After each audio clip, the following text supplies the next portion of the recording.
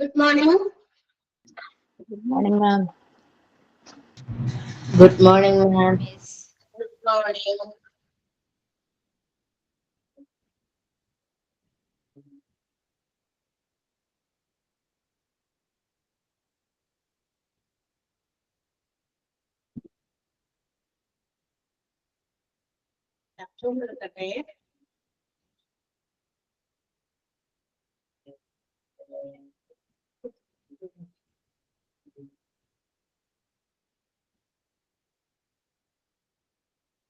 Yes, human resource management. അതല്ലേ നമ്മുടെ chapter charge. Yes, ma'am.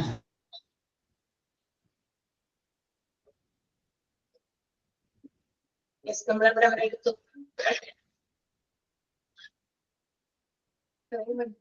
എന്താ? Principles. യെസ്.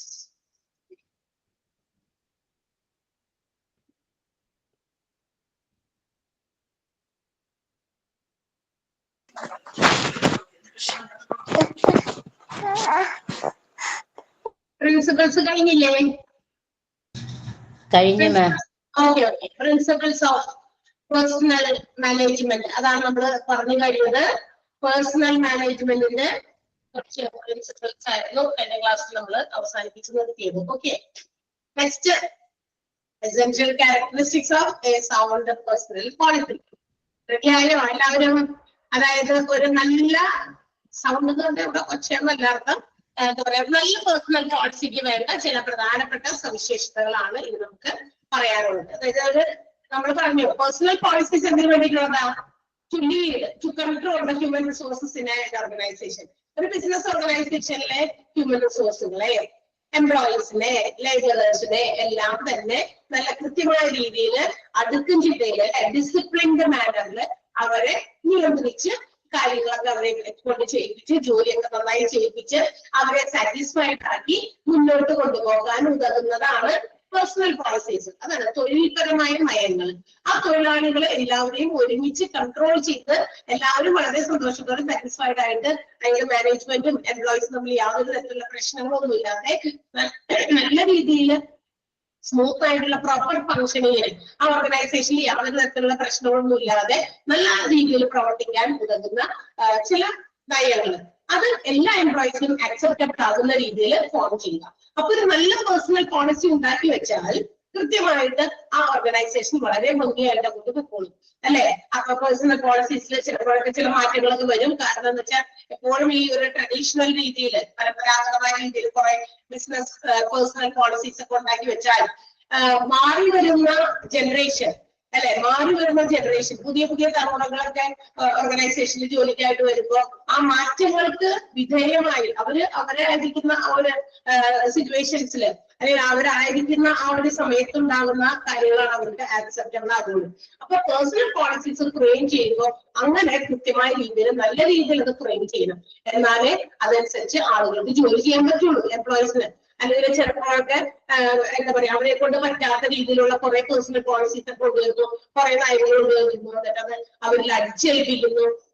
അപ്പൊ എടുത്താൽ കൊണ്ടാകുന്ന കാര്യങ്ങളൊക്കെ അടിച്ചേൽപ്പിക്കുന്ന രീതിയിലുള്ള പോളിസീസ് കൊണ്ടുവന്നാൽ എന്താ, അപ്പൊ ആൾക്കാർ പ്രതികരിക്കും, ഞങ്ങളെ പറ്റില്ല, ഇങ്ങനെ ചെയ്യാൻ ഞങ്ങൾക്ക് പറ്റില്ല, ഇത്ര അങ്ങനെ ഒരുപാട് ഡിനയൽസ് ഓഫ് പോളിസീസ് വരും. ഈ നയങ്ങളൊന്നും സ്വീകരിക്കാതെ അതിനെ എന്താ പറയാ അവഗണിക്കുന്ന ഒരു രീതിയിലേക്ക് പോകും. അപ്പൊ അതൊക്കെ ഒഴിവാക്കാനായിട്ട് ഉണ്ടാക്കുമ്പോഴേ തന്നെ അതെന്ത് ചെയ്യുക, ഇത് അങ്ങനെ അതിന്റെ പോസിറ്റീവ്സും നെഗറ്റീവ്സും ഒക്കെ നോക്കിയിട്ട് വേണം ആ പേഴ്സണൽ പോളിസീസ് ഫ്രെയിം ചെയ്യാൻ. അപ്പൊ ഒരു നല്ല പേഴ്സണൽ പോളിസീസിന് വേണ്ട ചില എസെൻഷ്യൽ ക്യാരക്ടേഴ്സ് ആണ് നമ്മൾ ഇനി പറയാൻ പോകുന്നത്. First one, it should B clear, positive and easily understood by each and every employees in an organization. ഓർഗനൈസേഷനിലുള്ള എല്ലാ എംപ്ലോയീസിനും എളുപ്പം മനസ്സിലാകുന്നത്, നല്ല ക്ലിയർ ആയിട്ടുള്ളത്, പോസിറ്റീവ് തിങ്കിങ്ങിന് ഉതകുന്നത് ആയിട്ടുള്ള പേഴ്സണൽ പോളിസി ആയിരുന്നു നമ്മൾ ഉണ്ടാക്കേണ്ടത്. ഈസിലി അണ്ടർസ്റ്റുഡ് എന്നാണ്, ഏർലി അണ്ടർസ്റ്റുഡ് എന്നല്ല.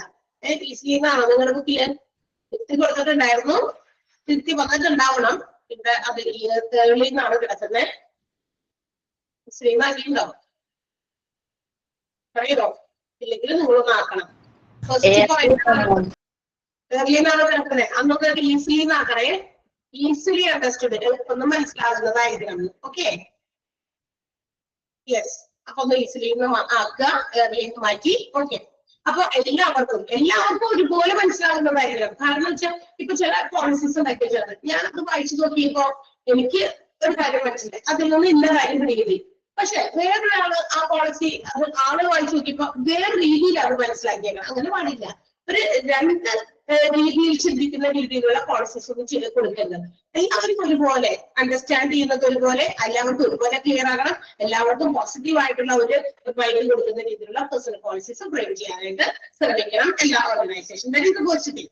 അടുത്തത് it should be in written form. Personal policies എപ്പോഴും എന്തായിരിക്കണം, ഇങ്ങനെ വാങ്ങോട്ട് ഇങ്ങനെ കുറെ ഇങ്ങനെ വെറുതെ ഇങ്ങനെ പറഞ്ഞുകൊണ്ട് നടക്കണ്ട, എല്ലാവരുടെയും പിന്നാലെ അതൊരു റിട്ടൺ ഫോർമാറ്റിൽ അത് ഉണ്ടാക്കി വെച്ചാൽ എന്താണ്, എഴുതിയതിന് ഒരു തെളിവാണ്. വാക്കുകൊണ്ട് പറയുന്നത് ചിലപ്പോഴൊക്കെ മാറ്റി പറയും അല്ലെ, വാക്കും പഴയ ചാക്കും കിടക്കാതെ പറയും അല്ലെ. നമ്മൾ മാറ്റാൻ പറ്റുന്ന ഒന്നാണ് നമ്മൾ കൊടുക്കുന്ന വാക്ക്, അതെല്ലാം മാറ്റാൻ പറ്റുള്ളൂ. അതേസമയം എന്താ പറയാ, രേഖകൾ, അതായത് എഴുതിയോ മറ്റേതെങ്കിലും രൂപത്തിലോ രേഖകളായി സൂക്ഷിച്ചു വെച്ചിരിക്കുന്നത് നമുക്ക് മാറ്റാൻ പറ്റില്ല. അതുകൊണ്ട് തന്നെ personal policies should be in written form, എഴുതി തയ്യാറാക്കിയ രൂപത്തിലായിരിക്കണം personal policies. Okay, it should be in the local language also. പിന്നെ പേഴ്സണൽ പോളിസി എന്തായിരിക്കണം, ലോക്കൽ ലാംഗ്വേജിലും എഴുതണം. നമുക്കറിയാം ഇന്ന് കുറച്ചും കൂടി അഡ്വാൻസ്ഡ് ആണ്. എല്ലാ ബിസിനസ് ഓർഗനൈസേഷൻ വർക്ക് ചെയ്യുന്ന ആളുകൾക്കൊക്കെ അത്യാവശ്യം ചില ഇംഗ്ലീഷും മറ്റു കാര്യങ്ങളൊക്കെ വായിക്കാൻ അറിയാം. ഇംഗ്ലീഷ് എന്ന് പറയുന്നത് ഒഫീഷ്യൽ ലാംഗ്വേജ് ആണ്. നമ്മുടെ ഓഫീസ് സംബന്ധമായിട്ടുള്ള എല്ലാ കാര്യങ്ങളും ഇംഗ്ലീഷിലായിരിക്കും അവിടെ ഉണ്ടാകുക. പക്ഷേ ഒരു ഓർഗനൈസേഷനിൽ അവിടുത്തെ പേഴ്സണൽ പോളിസീസ് ഏത് ലാംഗ്വേജിലും വേണം, ആ ലൊക്കാലിറ്റിയിലെ ലോക്കൽ ലാംഗ്വേജിലും വേണം. ഇംഗ്ലീഷാണ്, മലയാളമാണ് ഇവിടുത്തെ ലൊക്കാലിറ്റിയുടെ ലാംഗ്വേജ്. അപ്പൊ പേഴ്സണൽ പോളിസി എന്ന് പറയുമ്പോൾ എല്ലാ തൊഴിലാളികൾക്കും എല്ലാ ജോലിക്കാർക്കും ആക്സെപ്റ്റബിൾ ആയിരിക്കുന്ന രീതിയിലാണ് എല്ലാവർക്കും വേണ്ടിയിട്ടുള്ളത്. അപ്പൊ ഒരു വിഭാഗം ആളുകൾക്ക് അത് വായിക്കാനും മനസ്സിലാക്കാനും ഒക്കെ ഇംഗ്ലീഷിൽ എഴുതിയാലും കഴിവുണ്ട്. പക്ഷെ മറ്റൊരു വിഭാഗം എഴുതി വെക്കുന്ന ഫോർമാറ്റിലാണ്, പക്ഷെ അത് ഇംഗ്ലീഷിൽ എഴുതിയിരിക്കണം. പക്ഷെ ഒരു ലോവർ ലെവൽ എംപ്ലോയീസിന് ചിലപ്പോഴൊക്കെ അവർക്ക് അത്രയും ജ്ഞാനം, ചിലപ്പോൾ വായിക്കാൻ കിട്ടിയായിരിക്കും, ചിലപ്പോൾ അതിന്റെ മീനിങ് മനസ്സിലാവില്ല. ഇംഗ്ലീഷ് അല്ലെ, ഇംഗ്ലീഷിലോ ഹിന്ദിയിലോ ഒക്കെ എഴുതി വെച്ച് ചിലപ്പോൾ അവർക്ക് വായിക്കാൻ പറ്റിയെന്നിരിക്കും, ലിറ്ററലി അവർക്ക് വായിക്കാൻ പറ്റും. പക്ഷെ അതിന്റെ മീനിങ് എന്താണെന്ന് ചിലപ്പോൾ അവർക്ക് മേക്കപ്പ് ചെയ്യാൻ പറ്റില്ല. അതുകൊണ്ട് തന്നെ എന്ത് കാര്യങ്ങളും പേഴ്സണൽ പോളിസി ചെയ്ത് വയ്ക്കുമ്പോൾ അത് അവിടുത്തെ ലോക്കൽ ലാംഗ്വേജിലും എഴുതിയിരിക്കണം. കേരളത്തിലാണെങ്കിൽ മലയാളത്തിലും എഴുതിയിരിക്കണം, നോർത്ത് ഇന്ത്യയിലാണെങ്കിൽ ഹിന്ദിയിലും എഴുതിയിരിക്കണം. കാരണം അവരുടെ ലോക്കൽ ലാംഗ്വേജ് ഹിന്ദിയാണ്. ഓക്കെ, അപ്പൊ അതാണ് ഭാഷകളുടെ കൂടി എഴുതിയിരിക്കണം. ഒഫീഷ്യൽ ലാംഗ്വേജിൽ എഴുതിക്കോ, കുഴപ്പമില്ല, ഇംഗ്ലീഷിൽ എഴുതാം. പക്ഷെ അതിന്റെ തന്നെ താഴെ അതാത് ഇംഗ്ലീഷിന്റെ, ഒരു മലയാളമാണെങ്കിൽ മലയാളം, ഹിന്ദി ആണെങ്കിൽ ഹിന്ദി, ഏത് നാട്ടിലാണോ അത് അവർക്ക് അത് കൃത്യമായി വായിച്ചു മനസ്സിലാക്കുന്ന രീതിയിലുള്ള ഭാഷ എഴുതിയിരിക്കണം. It should be generally known to all those who are interested. ആർക്കൊക്കെയാണോ ഈ പേഴ്സണൽ പോളിസീസ് വേണ്ടത്, അറിയേണ്ടത്, അവരെല്ലാവരെയും അറിയിച്ചിരിക്കണം. അതായത് ഒരു ഓർഗനൈസേഷനിലെ എല്ലാ എംപ്ലോയീസിനും വേണ്ടിയിട്ടുള്ള പേഴ്സണൽ പോളിസീസ്, തൊഴിൽ നയങ്ങൾ, ആ നയങ്ങൾ എല്ലാവരും മനസ്സിലാക്കേണ്ടതാണ്. അപ്പൊ ഒരു വിഭാഗത്തിന് അത് കൊടുക്കുന്നു, മറ്റൊരു വിഭാഗം പേഴ്സണൽ പോളിസീസ് അവരുടെ നയങ്ങൾ എന്താണെന്ന് അറിയുന്നില്ല, അങ്ങനെ പാടില്ല. എല്ലാവരും അറിയണം. എന്തൊക്കെ പോളിസീസ് അവിടെ ഉണ്ടോ അതെല്ലാം എല്ലാവരും അറിയേണ്ടതാണ്. ഓക്കെ, അടുത്തത് it should be written in order to preserve its loss against loss. ഇനി ഏത് പോളിസീസ് ഉണ്ടാക്കുമ്പോഴും ആ പോളിസീസ് അവരുടെ നഷ്ടങ്ങളെ എന്താ പറയാ നഷ്ടം വരുന്ന രീതിയിൽ, ഓർഗനൈസേഷന് ഏതെങ്കിലും രീതിയിൽ നഷ്ടങ്ങൾ സംഭവിക്കുന്ന രീതിയിലുള്ള പോളിസീസ് ഒന്നും ഉണ്ടാകരുത്.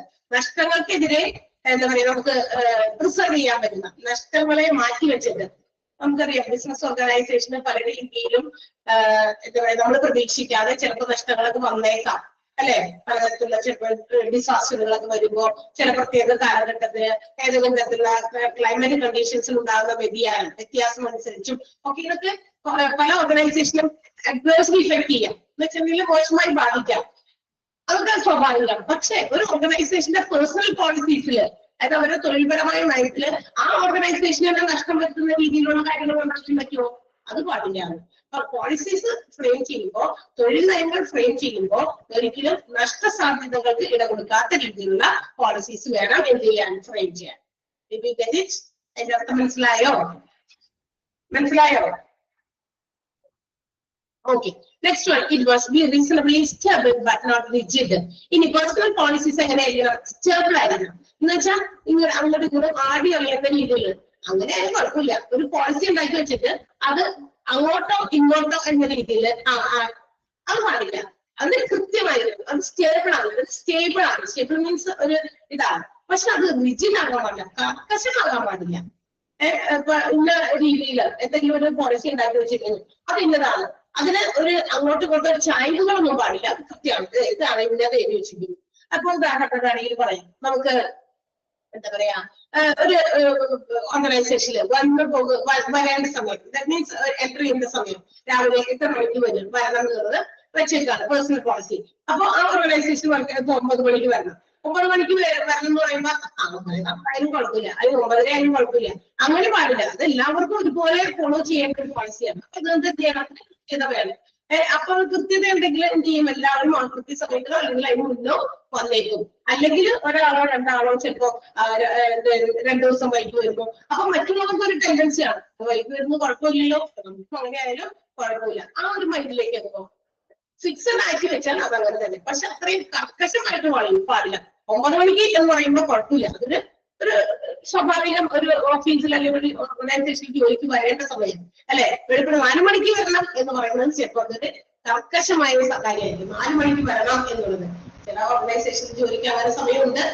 മീൻസ് നൈറ്റ് ഷിഫ്റ്റ് ഒക്കെയാണ് അത് അല്ലെ, രാത്രിയിൽ 6 മണിക്ക് ഡ്യൂട്ടിക്ക് കയറുന്നു, പിറ്റേ ദിവസം 6 മണിക്കോ 7 മണിക്കോ ആ നൈറ്റ് ഡ്യൂട്ടി അവസാനിക്കുന്നു. അത് അങ്ങനത്തെ സ്പെഷ്യൽ കേസസ് ആണ് ഉദ്ദേശിക്കുന്നത്. അതല്ലാതെ ബിസിനസ് ഓർഗനൈസേഷനിൽ ജോലി ചെയ്യുന്ന ഓഫീസ് വർക്കുകൾ, മറ്റ് ബിസിനസ് ചെയ്യുന്നവരുടെ അവിടെയൊക്കെ ജോലി ചെയ്യുന്നവർക്ക് ഒരു ടൈം പറഞ്ഞിട്ടുണ്ടെങ്കിൽ ആ particular time should be acceptable by everyone. അത് അങ്ങനെ എല്ലാവരും അക്സെപ്റ്റ് ചെയ്യാൻ പറ്റുന്ന രീതിയിലുള്ള പോളിസീസ് കൊണ്ടുവരാം. റിജിഡാകാൻ പാടില്ല, ഇത്തിരി കർക്കശ ബുദ്ധിയോടെ ഇന്ന സമയം എന്ന് പറഞ്ഞിട്ട് അത് വരാൻ പറ്റാത്തവർ പറ്റില്ല എന്നുള്ള അത് പാടില്ല അല്ലെ. അങ്ങനെയുള്ള പേഴ്സണൽ പോളിസീസ് ആയിരിക്കണം ഫ്രെയിം ചെയ്യേണ്ടത്. It should be a result of careful analysis of all the available facts. ഇനി പേഴ്സണൽ പോളിസി ഫ്രെയിം ചെയ്യുമ്പോൾ എല്ലാ വസ്തുതകളും പരിഗണിച്ചിട്ടുള്ള പോളിസിയാണ് ഫ്രെയിം ചെയ്യേണ്ടത്. അതിന്റെ വരും വരായ്മകള്, പോസിറ്റീവ്സ് നെഗറ്റീവ്സ്, അതങ്ങനെ അല്ലെങ്കിൽ ഇങ്ങനെ ആയാലും എങ്ങനെയാ, അങ്ങനെയുള്ള കുറെ കാര്യങ്ങള് നമ്മൾ അനലൈസ് ചെയ്ത് മനസ്സിലാക്കി പഠിച്ചൊരു കൺക്ലൂഷനിൽ എത്തിയിട്ടാണ് അത് പേഴ്സണൽ പോളിസി ആയിട്ട് അത് രൂപീകരിക്കേണ്ടത്. മനസ്സിലായിട്ടല്ല, അത് എടുത്ത ചാടി ഒരു ഇപ്പോഴത്തെ കാര്യം മാത്രം നോക്കി ഇപ്പോഴത്തെ ഒരു സാഹചര്യവും സിറ്റുവേഷനും ഒക്കെ നോക്കിയിട്ട് ഈ പോളിസി നമുക്ക് ഇങ്ങനെ കൊണ്ടുവരാം എന്ന് പറഞ്ഞ് തീരുമാനം എടുക്കലല്ല. അതിന്റെ ആഫ്റ്റർ ഇഫക്ട്സ്, അതിന്റെ ഫ്യൂച്ചർ കാര്യങ്ങൾ, അതിന്റെ പാസ്റ്റ് ആയിട്ടുള്ള കാര്യങ്ങൾ ഒക്കെ അനലൈസ് ചെയ്തിട്ടായിരിക്കണം പേഴ്സണൽ പോളിസി ഫ്രെയിം ചെയ്യേണ്ടത്, എല്ലാ വസ്തുതകളുടെയും അടിസ്ഥാനം. ഓക്കെ, അതിന്റെ ട്രൂ ഫാക്ട്സ്, അതിന്റെ ട്രൂ ഫാക്ട്സും മറ്റു കാര്യങ്ങളൊക്കെ നോക്കിയിട്ടായിരിക്കണം. Okay, and it should be uniform throughout the organisation. Personal policy uniform ആയിരിക്കണം. എന്ന് വെച്ചാൽ എന്താ, എല്ലാവർക്കും ഒരുപോലെ ആയിരിക്കണം. ഒരു കൂട്ടരോട് ഒരു രീതിയിലുള്ള പോളിസി നയങ്ങൾ ഇതാക്കാൻ പറയുന്നു, മറ്റു കൂട്ടരോട് അതിന് എഗെയിൻസ്റ്റ് ആയിട്ട് അങ്ങനെ പാടില്ല. എല്ലാവരും ഒരുപോലെ അക്സെപ്റ്റ് ചെയ്യേണ്ടതായിരിക്കണം ഒരു ഓർഗനൈസേഷനിലെ പേഴ്സണൽ പോളിസി എന്ന് പറയുന്നത്. ക്ലിയർ ആയോ? And the last one, it must provide a two-way communication system between the management and the employees. എംപ്ലോയീസും മാനേജ്മെന്റും തമ്മിൽ ഒരു two-way communication system, ആ രീതിയിലുള്ള പേഴ്സണൽ പോളിസി വേണം ഫ്രെയിം ചെയ്യാൻ. എന്താ two-way പേഴ്സണൽ കമ്മ്യൂണിക്കേഷൻ എന്ന് പറഞ്ഞാൽ, ഒരു നമുക്ക് എംപ്ലോയീസിന് എന്തെങ്കിലും കാര്യങ്ങൾ പറയാനുണ്ട്, അത് ഉള്ളിലൊതുക്കി വെച്ചിട്ട് കാര്യമില്ല. നമുക്കത് തുറന്ന് മാനേജ്മെന്റിനോട് സംസാരിക്കാനുള്ള ഒരു അവകാശം നമുക്ക് കിട്ടണം, അല്ലെങ്കിൽ അത്രയും ഒരു ബന്ധം ആ മാനേജ്മെന്റുമായിട്ട് നമുക്ക് ഉണ്ടാക്കിയെടുക്കും. അപ്പൊ പേഴ്സണൽ പോളിസി അങ്ങനെയുള്ളതാണെങ്കിലോ ഇവിടെ നമുക്ക് നമ്മളൊന്നുമില്ല, ഒരു വ്യത്യാസമില്ല, നമ്മൾ ഭയങ്കര സുതാര്യമാണ്, ട്രാൻസ്പെറന്റ് ആണ്. whatever you can suggest, you can give the suggestions അല്ലെ. ഒരു ജോലിയിൽ എന്തെങ്കിലുമൊക്കെ എംപ്ലോയീസിനും പല ഐഡിയാസ് ഇപ്പോൾ ഉള്ളവരുണ്ട് അല്ലെ, മാനേജ്മെന്റിനേക്കാൾ ചിലപ്പോ ഇച്ചിരി ബുദ്ധിയും മറ്റ് എക്സ്പീരിയൻസും കൂടുതലുള്ള എംപ്ലോയീസ് ഉണ്ടായിരിക്കും സ്ഥാപനത്തിന്. അപ്പൊ അവർക്ക് അവരുടേതായ ഐഡിയ കാര്യങ്ങൾ വരുമ്പോ അവർക്ക് അങ്ങനെയുള്ള കാര്യങ്ങൾ ഇവരുമായിട്ട് മാനേജ്മെന്റുമായിട്ട് ഷെയർ ചെയ്യാൻ പറ്റുന്നത്, അങ്ങനെയുള്ള പോളിസീസ് കൊടുക്കുന്നത്. അല്ലാതെ പുറത്തുനിന്ന് ആശയങ്ങളൊന്നും ഇതൊന്നും ഞങ്ങൾ എടുക്കുന്നില്ല, ഞങ്ങൾ എന്ത് പറയുന്നു അങ്ങോട്ട് അടിച്ചേൽപ്പിക്കുക, റേഡിയോ പോലെ ഇത് നിങ്ങൾ ചെയ്യണം, ഇങ്ങോട്ടേക്ക് സജഷൻസ് ഒന്നും വേണ്ട എന്നുള്ള രീതിയിൽ അത് പാടില്ല. two-way communication system ആണ് ഒരു സ്മൂത്ത് ഫംഗ്ഷനിങ് ഓഫ് ഓർഗനൈസേഷന് ഏറ്റവും ഹെൽപ്പ് ചെയ്യുന്നത്. അപ്പൊ മാനേജ്മെന്റും എംപ്ലോയീസും അവർ രണ്ടെല്ലാം ഒന്നാണ്, ഒരുമിച്ച് പ്രവർത്തിച്ചാലാണ് അത് സക്സസ്ഫുള്ളി നമുക്ക് നമ്മുടെ ഓർഗനൈസേഷൻ ഗോൾസ് അറ്റൈൻ ചെയ്യാൻ പറ്റുന്നത് എന്ന ഒരു മനസ്സുണ്ടെങ്കിൽ തീർച്ചയായിട്ടും നല്ല പേഴ്സണൽ പോളിസീസിൽ അത് ഉൾപ്പെടുത്തുമ്പോൾ അതെന്താകും, നല്ല രീതിയിൽ പ്രോപ്പറായിട്ട് അവർക്ക് ഡെവലപ്ഡ് ആകാനായിട്ട് സാധിക്കും. ക്ലിയർ ആയോ? അപ്പൊ ഒരു പേഴ്സണൽ പോളിസി ഫ്രെയിം ചെയ്യുമ്പോൾ ഉണ്ടാകേണ്ട ശ്രദ്ധിക്കേണ്ട ചില ഇമ്പോർട്ടന്റ് ആയിട്ടുള്ള സവിശേഷതകളാണ് പറഞ്ഞത്. ഓക്കെ, ക്ലിയർ ആയോ? പറയുന്ന 2-3 സെന്റൻസ് ഒന്ന് അണ്ടർലൈൻ ചെയ്യണേ. ഒന്നാമത്തേത്, it should B clear, positive and easily understood എന്ന് പറഞ്ഞാൽ ആ ഭാഗം ഒന്ന് അണ്ടർലൈൻ ചെയ്യാം. അതായത് ഒരു നല്ല പേഴ്സണൽ പോളിസിക്ക് വേണ്ട സവിശേഷതകൾ എന്തൊക്കെയാണ് താഴെ പറയുന്നതിൽ എന്നൊക്കെ പറഞ്ഞ് ചോദ്യം വരും. വലിയ സെന്റൻസ് ഒന്നും വരില്ല, കുഞ്ഞു സെന്റൻസ് നമുക്കൊന്ന് നോട്ട് ചെയ്യാം. ഒന്നാമത്തേത് അത്, it should be positive, easily understood and clear. അത് അടുത്തത്, it should be in written form. പിന്നെ it should be in local language. അത് പിന്നെ it should not be should be reasonably stable but not rigid. അത് എത്ര underline ചെയ്തു? 1, 2, 3, 4 underline നോക്കിയേ, 4. പിന്നെ ലാസ്റ്റ് സെന്റൻസ് ഒന്ന് അണ്ടർലൈൻ ചെയ്യണം. ലാസ്റ്റത്തെ മൊത്തം സെന്റൻസ് അണ്ടർലൈൻ ചെയ്യണം. അത് പോയിന്റ് അല്ലാതെയും ചോദിക്കാറുണ്ട്. അത് ആ ചോദ്യത്തിൽ വരാല്ല, അല്ലാതെ വേറൊരു ക്വസ്റ്റ്യൻ ആയിട്ട് ചോദിച്ചു കണ്ടിട്ടുണ്ട്. It must provide A two way communication. It എന്ന് പറയുന്നത് പേഴ്സണൽ പോളിസി ആണെന്നുള്ള കാര്യം മറക്കണ്ട, അല്ലേ? ഇറ്റ് എന്ന് പറയുന്നത് പേഴ്സണൽ പോളിസി അല്ലേ? പേഴ്സണൽ പോളിസിന് മുകളിൽ കൊണ്ടുവരുന്നതുകൊണ്ട് ഈ പേഴ്സണൽ പോളിസി ഇങ്ങനെ കുറെ പ്രാവശ്യം റിപ്പീറ്റ് ചെയ്യാൻ വേണ്ടി എല്ലാത്തിന്റെ മുമ്പിൽ അതിന്റെ ഒരു പ്രോ നൗൺ ചേർത്തിട്ടുണ്ട്, പകരനാമം, അല്ലെ? പകരം വെക്കുന്ന നാമം. ഏത് പേഴ്സണൽ പോളിസിയുടെ ഒരു പ്രോനൗൺ ആണ് ചേർത്ത് വെച്ചേക്കുന്നത്. എല്ലാ സെന്റൻസിന് മുമ്പിൽ ഇറ്റ്. ആ ഇറ്റ് എല്ലാം തന്നെ പേഴ്സണൽ പോളിസിയാണ്. മനസ്സിലായോ? മനസ്സിലായോ? അത് ആ ഒരു സെന്റൻസിന് വേണ്ടി ആ പേഴ്സണൽ പോളിസി ചേർത്ത് പഠിച്ചോളൂ ലാസ്റ്റ് സെന്റൻസ്. അല്ലെങ്കിൽ നിങ്ങൾ ഇങ്ങനെ വരില്ല, dash must provide two way communication system between management and employees എന്ന് പറയുമ്പോൾ ആ ഡാഷില് ഇറ്റ് എന്ന് പറഞ്ഞെല്ലാം വരിക കേട്ടോ. ഓപ്ഷനിൽ ഇറ്റ് ഉണ്ടാവില്ല, പേഴ്സണൽ പോളിസി ആയിട്ട് ഉണ്ടാകുക, വേറെ എന്തെങ്കിലുമൊക്കെ ഉണ്ടാകും. നിങ്ങളൊന്ന് ശ്രദ്ധിച്ചു പഠിക്കണം. ഓക്കെ, സോ അതാണ് ഒരു നല്ല പേഴ്സണൽ പോളിസിക്ക് വേണ്ട പ്രധാനപ്പെട്ട ചില ക്യാരക്ടറിസ്റ്റിക്സ് ആണ് നമ്മൾ പറഞ്ഞത്. നെക്സ്റ്റ് അടുത്തൊരു ടോപ്പിക് ആണ് ഓർഗനൈസേഷൻ സ്ട്രക്ചർ. ഒരു ബിസിനസ് ഓർഗനൈസേഷന്റെ സ്ട്രക്ചർ എന്ന് പറഞ്ഞാൽ എന്താണ് ഒരു ബിസിനസ് ഓർഗനൈസേഷന്റെ സ്ട്രക്ചർ? സ്ട്രക്ചർ എന്ന് പറഞ്ഞാൽ ഘടന എന്നാണ്, അല്ലെ? ഒരു ബിസിനസിന്റെ ഘടന എന്ന് പറയുമ്പോൾ എന്താണ്? ബിസിനസിന്റെ ഘടന എന്ന് പറയുന്നത് it explains how the activities. ഒരു ഓർഗനൈസേഷനിൽ കുറെ പ്രവർത്തനങ്ങൾ നടക്കുന്നുണ്ട്, അല്ലെ? ഒരുപാട് കാര്യങ്ങൾ നടക്കുന്നുണ്ട്. ഹ്യൂമൻ റിസോഴ്സുമായി ബന്ധപ്പെട്ട് ഒരുപാട് കാര്യങ്ങൾ നടക്കുന്നുണ്ട്. ടാസ്ക് അലോക്കേഷൻ എന്ന് വെച്ചാൽ ഞാൻ ഇവിടെ വർക്ക് ചെയ്യുന്നു, എനിക്ക് എന്താ ജോലി, എനിക്ക് എന്ത് ജോലിയാ തന്നേക്കണേ, അപ്പൊ എനിക്ക് തന്നേക്കണേ ആ ടാസ്ക് അലോക്കേഷൻ. പിന്നെ എല്ലാ എംപ്ലോയീസിനെയും കോർഡിനേറ്റ് ചെയ്ത് ഏകോപിപ്പിച്ച് കൊണ്ടുവരിക, അവരെ സൂപ്പർവൈസ് ചെയ്യുക. ഓക്കെ, അതെല്ലാം തന്നെ ചെയ്ത് എന്ത് വേണ്ടിയിട്ട് ഇതെല്ലാം ചെയ്യുന്നത്? ഒരു ബിസിനസ് ഓർഗനൈസേഷനിൽ വർക്ക് ചെയ്യുന്ന ജോലിക്കാർക്ക്, എംപ്ലോയീസിന് ടാസ്ക് അലോക്കേറ്റ് ചെയ്യുക, അവരെ കോർഡിനേറ്റ് ചെയ്യുക, അവരെ സൂപ്പർവൈസ് ചെയ്യുക. For what? എന്ത് പർപ്പസിന് വേണ്ടിയിട്ടാണ്? For the achievement of organisational goals. ഓർഗനൈസേഷന്റെ ലക്ഷ്യങ്ങൾ നേടിയെടുക്കാൻ വേണ്ടി എംപ്ലോയീസിന് അവർക്ക് അവരുടേതായ ടാസ്കുകൾ അലോക്കേറ്റ് ചെയ്യുക, അവരെ സൂപ്പർവൈസ് ചെയ്യുക, അവരെ കോർഡിനേറ്റ് ചെയ്ത് കൊണ്ടുപോകുക. ഇതൊക്കെ എങ്ങനെ ചെയ്യും? ഇതെല്ലാം എങ്ങനെയാണ് നമ്മൾ ഇത്തരം പ്രവർത്തനങ്ങളൊക്കെ ചെയ്യുക എന്നുള്ളത് എക്സ്പ്ലെയിൻ ചെയ്യുന്ന ഒന്നാണ് ഓർഗനൈസേഷൻ സ്ട്രക്ചർ എന്ന് പറയുന്നത്. ക്ലിയർ ആയോ? എന്താണ് ഓർഗനൈസേഷൻ സ്ട്രക്ചർ? മനസ്സിലായോ? ഓക്കെ, ആ സെന്റൻസ് നമ്മൾ ചെയ്ത് വെച്ചെങ്കിൽ അത് ഇമ്പോർട്ടന്റ് ആണ്. Organisation structure explain how activities like task allocation, coordination and supervision are directed towards the achievement of organizational aims. Aim means goal. Yes, and here we are talking about the concepts of organization structure. Organization structure is a concept. എന്തൊക്കെയാണ് organisation സ്ട്രക്ചറിന്റെ കോൺസെപ്റ്റുകൾ? ഒന്ന്, task accomplishment. അതായത് നമുക്ക് ഒരു ഓർഗനൈസേഷന്റെ structure അത് എന്തൊക്കെ ആശയങ്ങളിൽ അടിസ്ഥിതമാണ്, അല്ലെങ്കിൽ എന്തുകൊണ്ടാണ്, എന്തൊക്കെ കാര്യങ്ങളാണ് ഓർഗനൈസേഷന്റെ സ്ട്രക്ചറിനെ ബാധിക്കുന്നത്? ഫസ്റ്റ് വൺ ടാസ്ക് അക്കംപ്ലിഷ്മെന്റ് തന്നെയാണ്, അല്ലെങ്കിൽ പേഴ്സണൽ സാറ്റിസ്ഫാക്ഷൻ. നമ്മളിപ്പോ വരുന്ന റിക്രൂട്ട് ചെയ്യുന്ന എംപ്ലോയീസിന് ജോലികൾ കൊടുക്കുന്നു. നീ ഇന്ന ജോലി ചെയ്യുന്നു, നീ ടീച്ചറിന്റെ ജോലി ചെയ്യുന്നു, നീ ഇന്ന കമ്പ്യൂട്ടറിൽ ടെക്നിക്കൽ വർക്കാണ് ഇതിനകത്ത്. അത് നമ്മുടെ എല്ലാ എംപ്ലോയീസിനും അവരവരുടേതായ ടാസ്ക് അലോക്കേറ്റ് ചെയ്ത് കൊടുക്കുന്നു. ഈ ടാസ്ക് അലോക്കേറ്റ് ചെയ്ത് കഴിഞ്ഞാൽ ടാസ്ക് ഷുഡ് ബി അക്കംപ്ലിഷ്ഡ്. അത് നമ്മൾ എന്ത് ചെയ്യണം? ആ ടാസ്ക് കംപ്ലീറ്റ് ചെയ്യണം, അക്കംപ്ലിഷ് ചെയ്യണം, അല്ലെ? ചെയ്യേണ്ട ജോലി കൃത്യമായ സമയങ്ങളിൽ ഇത് ചെയ്യണം. അതാണ് ടാസ്ക് അക്കംപ്ലിഷ്മെന്റ് എന്ന് പറയുന്നത്. അതിൽ നിന്ന് എന്ത് കിട്ടും? ഞാൻ എന്റെ ജോലി കൃത്യമായിട്ടും വൃത്തിയായിട്ടും ചെയ്താൽ ഐ ഗെറ്റ് മൈ സാറ്റിസ്ഫാക്ഷൻ. എനിക്ക് എന്ത് കിട്ടും? ആ തൊഴിലിൽ നിന്ന് സംതൃപ്തി കിട്ടും. എനിക്ക് മാത്രമല്ല മാനേജ്മെന്റിന് കിട്ടും. ഓക്കെ, അപ്പൊ when the task is accomplished there will be personal satisfaction. Personal means PERSONAL ആണ്. PERSONAL അല്ല, വ്യക്തിപരമായ സന്തോഷമല്ല, തൊഴിൽ സന്തോഷം. ആ തൊഴിൽ വൃത്തിയായിട്ട് എനിക്ക് ഇന്നത്തെ ക്ലാസ് എടുത്തിട്ട് ഭയങ്കര സന്തോഷമായി. കാരണം ഞാൻ സാറ്റിസ്ഫൈഡ് ആണ്. അത് അങ്ങനെയൊക്കെ തോന്നൂലേ? അത് വ്യക്തിപരമായിട്ട് നമുക്ക് തോന്നും. അതോടൊപ്പം തന്നെ management okay, very good, very well done അല്ലെ, ആ വർക്കർ എംപ്ലോയി കൃത്യമായിട്ട് അവരവർ നമ്മൾ ഉദ്ദേശിച്ചത് എന്താണോ അവർ നമുക്ക് തന്നു. നമ്മുടെ ജോലിക്ക് നമ്മൾ ഇവിടുത്തെ ജോലി അവർ കൃത്യമായി ചെയ്ത് നമുക്ക് തന്നു. സോ ആ ഒരു സാറ്റിസ്ഫാക്ഷൻ എംപ്ലോയർക്കും കിട്ടും, എംപ്ലോയിക്കും കിട്ടും. ക്ലിയർ ആയോ? അതാണ് ഒന്നാമത്തെ കോൺസെപ്റ്റ് അല്ലെ, ഓർഗനൈസേഷൻ സ്ട്രക്ചറിന്റെ ഒന്നാമത്തെ concept. Second one delegation of authority ആണ്. അതായത് delegation means to allot the authority. Authority എന്ന് പറഞ്ഞാൽ എന്താ? അധികാരമാണ്. അപ്പൊ ഇതെന്ന് പറയുന്നത് it is the delivery of one individual to another right to, അതായത് അധികാരങ്ങൾ കൊടുക്കുക. അതായത് എന്താണ്?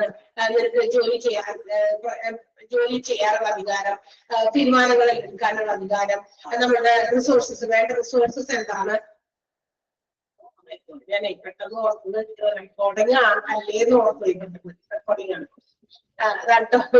അപ്പൊ റിസോഴ്സസ് എവിടെ നിന്ന് കിട്ടും, അല്ലെങ്കിൽ എന്തൊക്കെ ഡിറക്ഷൻ മറ്റുള്ളവർക്ക് കൊടുക്കാനുണ്ട്, how to execute particular task, എങ്ങനെ നമുക്ക് ഓരോ ജോലി എക്സിക്യൂട്ട് ചെയ്യാൻ പറ്റും, നമ്മുടെ ജോബിനോടുള്ള നമ്മുടെ ഉത്തരവാദിത്തങ്ങള് നിറവേറ്റാൻ എങ്ങനെ പറ്റും, ഇതെല്ലാം ഒരാള് മറ്റൊരാൾക്ക് പറഞ്ഞു മനസ്സിലാക്കി കൊടുക്കുക. അതാണ് ഡെലിഗേഷൻ ഓഫ് അതോറിറ്റി. ഇപ്പൊ എനിക്ക് ടീച്ചിങ് എന്ന് പറയുന്ന ജോലി തരുന്നു. ആ ജോലിയുമായി ബന്ധപ്പെട്ടിട്ടുള്ള കാര്യങ്ങൾ, എനിക്ക് എന്റെ ജോലി ചെയ്യാൻ വേണ്ട സൗകര്യങ്ങൾ, എങ്ങനെയാണ് അത് ചെയ്യേണ്ടത്, അതിന്റെ തീരുമാനങ്ങൾ എന്താണ്, അതിന്റെ വേണ്ട റിസോഴ്സസ്, അല്ലെങ്കിൽ എന്തെങ്കിലും തരത്തിലുള്ള നേതൃത്വം, അല്ലെങ്കിൽ എന്താ പറയാ കാര്യങ്ങൾ എനിക്ക് പറഞ്ഞു തരാമെങ്കിൽ അത്, ഇതെല്ലാം പിന്നെ മാത്രമല്ല ആ ടാസ്ക് എക്സിക്യൂട്ട് ചെയ്യാനുള്ള ഒരു അതോറിറ്റി.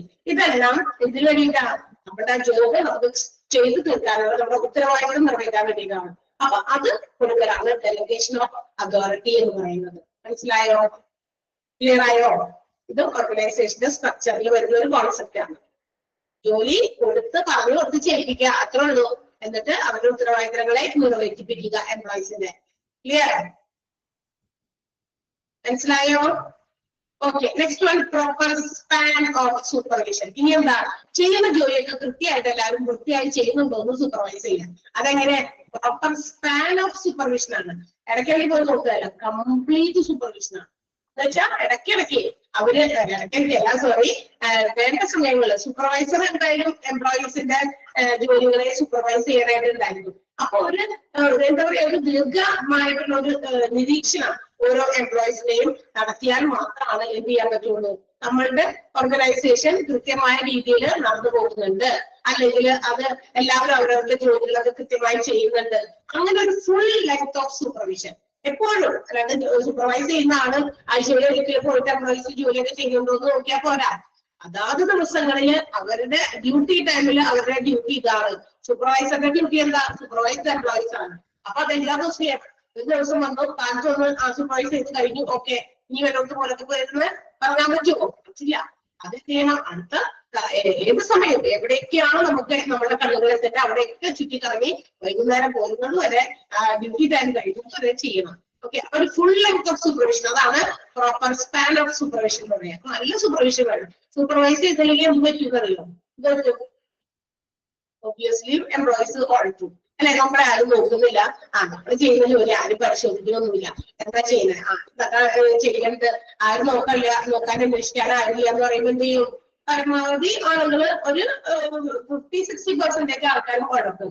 ആത്മാർത്ഥമായിട്ട് വളരെ ഡെഡിക്കേറ്റഡ് ആയിട്ട് കമ്മിറ്റ്മെന്റോടുകൂടി ജോലി ചെയ്യുന്നവർ വളരെ ചുരുക്കമായിരിക്കും.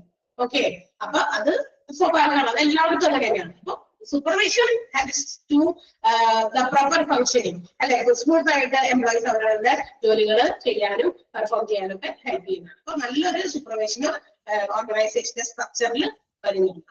Next one degree of specialisation ആണ്. സി സ്പെഷ്യലൈസേഷൻ എന്ന് പറഞ്ഞാൽ എന്താ?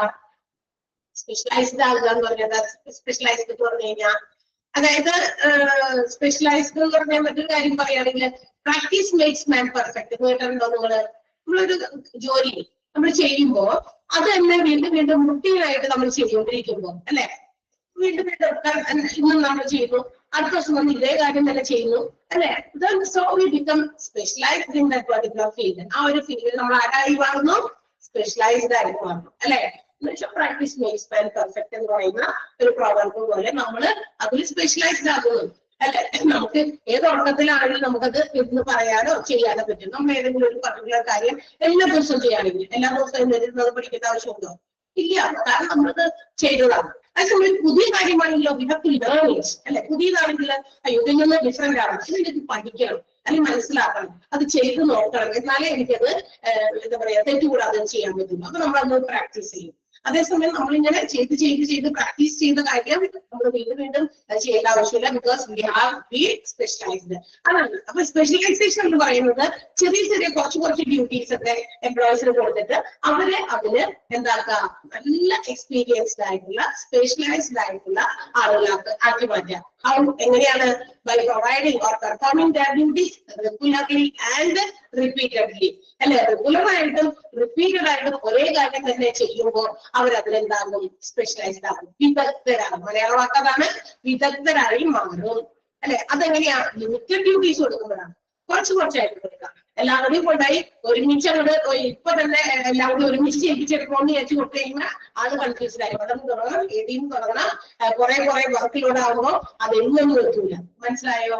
അങ്ങനെ വരും. അതുകൊണ്ട് ഡിഗ്രി ഓഫ് സ്പെഷ്യലൈസേഷൻ നമ്മൾ ഓർഗനൈസേഷനിൽ എംപ്ലോയീസിന് പ്രൊവൈഡ് ചെയ്യുന്നതാണ്. അങ്ങനെ വരുമ്പോൾ it makes to learn their job routines clearly and carefully, and also it becomes easier. അവരവരുടെ ഓരോ കുഞ്ഞു കാര്യങ്ങൾ കൊടുക്കുമ്പോൾ അതെടുത്ത് മനസ്സിലാക്കുന്നു, അത് അവർക്ക് ക്ലിയർ ആയിട്ട് ചെയ്യാൻ പറ്റുന്നു, ഈസിയർ ആയിട്ട് ചെയ്യാൻ പറ്റുന്നു. And they become expert in there job. അവരങ്ങനെ അവരുടെ ജോബില് എക്സ്പേർട്ടുകളായി മാറുന്നു, വിദഗ്ധരായിട്ട് മാറുന്നു. ക്ലിയർ ആയോ? ഡിഗ്രി ഓഫ് സ്പെഷ്യലൈസേഷൻ മനസ്സിലായോ? അതില് ഒരു സെന്റൻസ് ഒന്ന് അപ്ലൈ ചെയ്യണം. Specialization makes the learning of job routines easier and turns the worker into an expert in his job.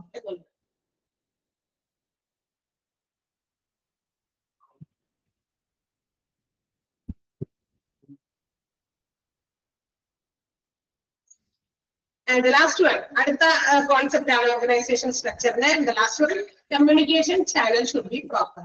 And if something is to be communicated to the employee from the employer, it should be through proper channel. എന്തെങ്കിലും കാര്യം എംപ്ലോയിനെ അറിയിക്കാറുണ്ട്.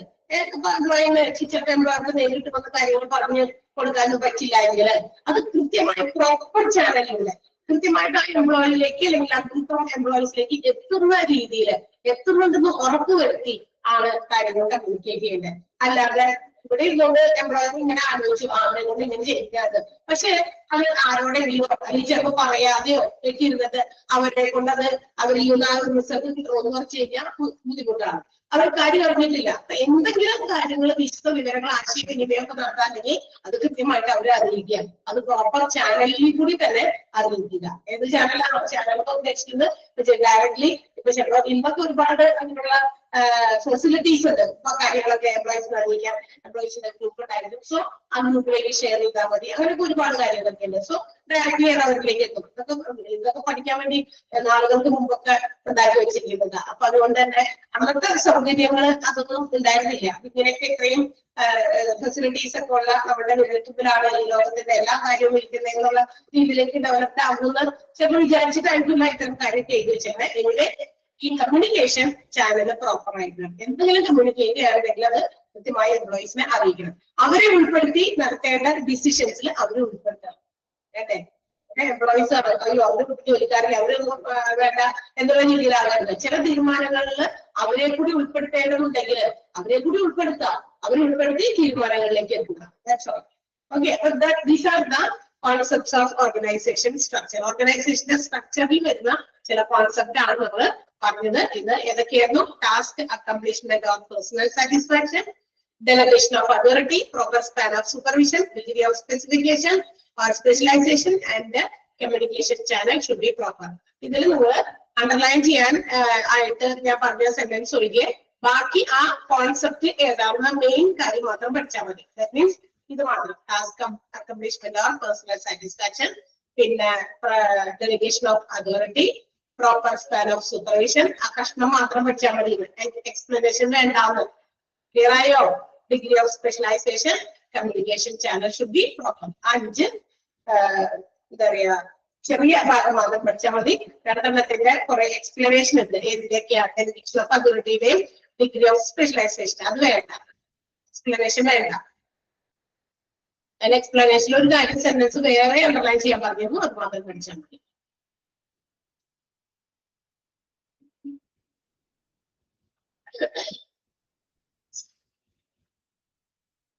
ചെയ്തോ, underline ചെയ്തോ?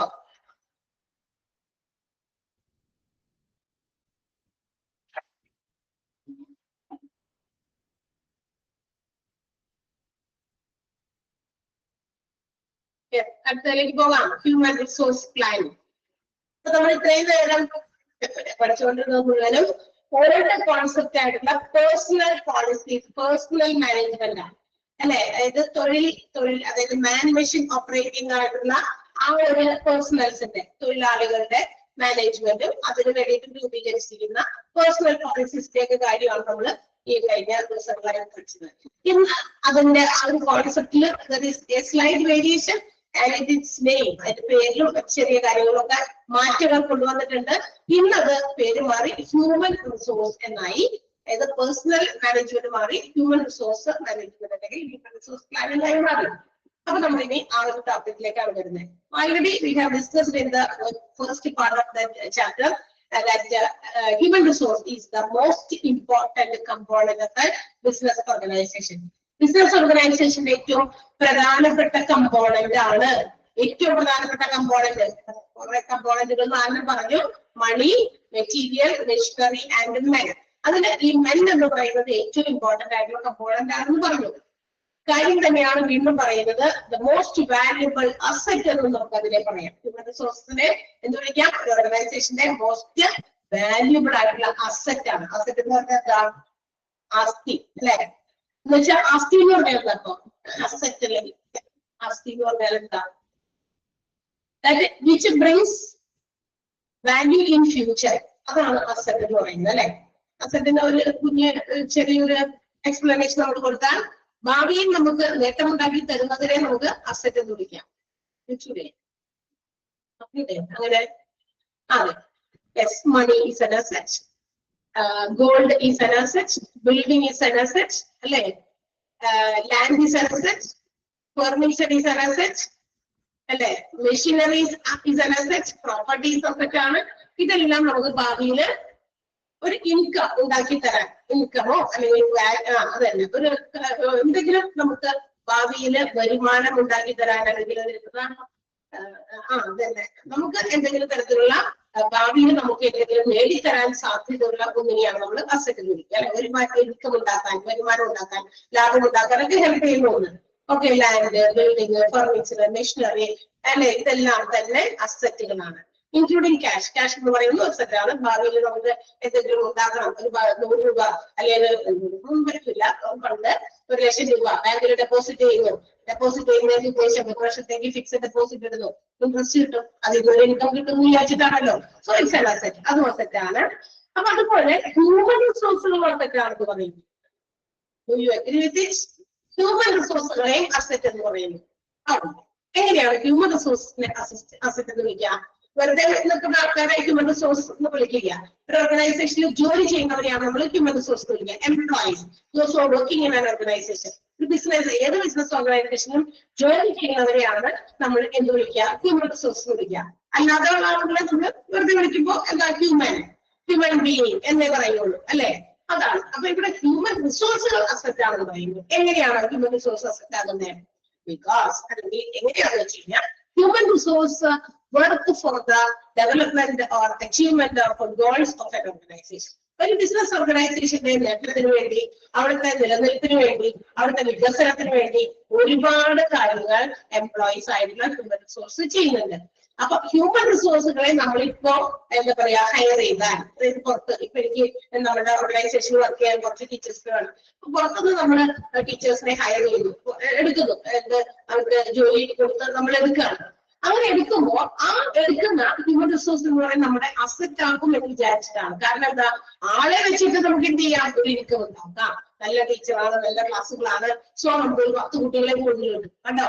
അപ്പൊ ആള് ഒരു asset ആണ്. അപ്പൊ each and every human resource ഒരു ഓർഗനൈസേഷനിലെ, ഞാനൊരു എക്സാമ്പിൾ ടീച്ചറിന് പറഞ്ഞു മാത്രം. അതുപോലെ ഏത് ബിസിനസ് ഓർഗനൈസേഷനിലും ഒരാൾക്ക് ഒരു റിക്രൂട്ട്മെന്റ് കൊടുക്കുമ്പോൾ ആ ഓർഗനൈസേഷന്റെ ലക്ഷ്യം എന്താണെന്ന് അറിയാമോ, ആ എംപ്ലോയിയെ വെച്ചിട്ട് നമുക്ക് ഇൻകം ഉണ്ടാക്കാം. നമ്മുടെ ഭാവിയിൽ ഇൻകം വർദ്ധിപ്പിക്കാൻ ആ എംപ്ലോയി അത്രയും സ്കിൽഡ് ആയിട്ടുള്ള, എക്സ്പീരിയൻസ്ഡ് ആയിട്ടുള്ള, ഒരുപാട് കഴിവുകളുള്ള എംപ്ലോയി ആണ്. അതിന്റെ ഇന്റർവ്യൂ, അതിന്റെ സെലക്ഷൻ ഒക്കെ നടത്തുന്ന സമയത്ത് അവരുടെ ക്വാളിഫിക്കേഷനും മറ്റും ഒരുപാട് കാര്യങ്ങളൊക്കെ നോക്കിയിട്ട് അപ്പോയിന്റ് ചെയ്യുന്നത് അല്ലെ. അപ്പൊ അത് വെച്ച് നമുക്കൊരു എന്താ പറയാ, ഭാവിയിൽ ഒരു ഇൻകം ഉണ്ടാക്കാം എന്നുള്ള രീതിയിലാണ്. അപ്പൊ അതുകൊണ്ട് ഹ്യൂമൻ റിസോഴ്സസിനെ നമ്മൾ എന്ത് വിളിക്കുന്നു, വാല്യുബിൾ ആയിട്ടുള്ള ഒരു അസറ്റ് ആണെന്ന് വിളിക്കുന്നു അല്ലെ. മണി അല്ലെങ്കിൽ ഫിസിക്കൽ ആയിട്ടുള്ള മറ്റേ എക്യുപ്മെന്റിനേക്കാൾ ഏറ്റവും നല്ലൊരു വാല്യുബിൾ അസറ്റ് ആണ് ഹ്യൂമൻ റിസോഴ്സ്.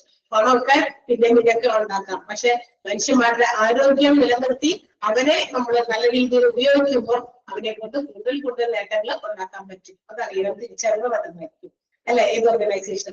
ഹ്യൂമൻ റിസോഴ്സ് അല്ലെങ്കിൽ മാൻ പവർ പ്ലാനിങ് എന്ന് പറയുന്നത് ഇവിടെ എന്താണ്, it is the management in which it determines how organisation should move from its current position to desired manpower position. അതായത് ഈ ഹ്യൂമൻ റിസോഴ്സ് പ്ലാനിങ് എന്ന് പറഞ്ഞു കഴിഞ്ഞാൽ പ്ലാൻ ചെയ്യുക, എനിക്ക് പ്ലാൻ ചെയ്യാം നമ്മുടെ ഓർഗനൈസേഷനിൽ ഇപ്പോഴുള്ള മാൻ പവർ അവസ്ഥ എന്താണ്, നല്ല ക്വാളിഫൈഡ് ഉള്ള ആളുകളുണ്ടോ, അല്ല പോരാ, നമ്മുടെ ഈ ഒരു ഓർഗനൈസേഷൻ ഇനിയും കൂടുതൽ എന്താ പറയാ, ടീച്ചേഴ്സിനെ വേണം, നല്ല വേറെ കോഴ്സുകൾ ഉണ്ട്, അപ്പൊ അതിനുകൂടി പറ്റിയ ആൾക്കാർ വേണം. അങ്ങനെയൊക്കെ ചിന്തിക്കുമ്പോൾ ഇപ്പൊ ഉള്ള കണ്ടീഷൻ വെച്ച് നോക്കുമ്പോൾ അപ്പൊ നമുക്ക് വിചാരിക്കണം ഈ ഒരു പോയല്ലോ, ഇനിയും നമുക്ക് വേറെ കോഴ്സ് കൊടുക്കുക, അവരെക്കാളും ഇന്ന ക്വാളിഫിക്കേഷൻ ഉള്ളവർ വേണം.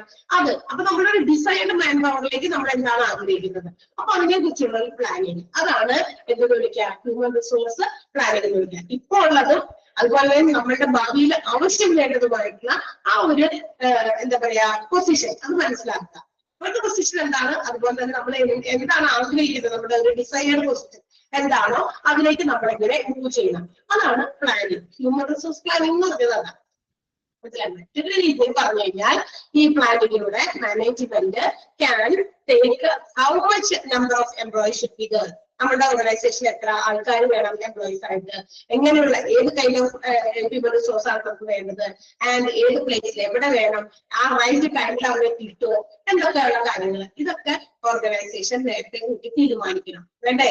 അല്ലാതെ ആവശ്യം വരുമ്പോൾ ഓടി അങ്ങനെ ചെന്ന് കഴിഞ്ഞാൽ എംപ്ലോയീസിനൊക്കെ നിർബന്ധമില്ല.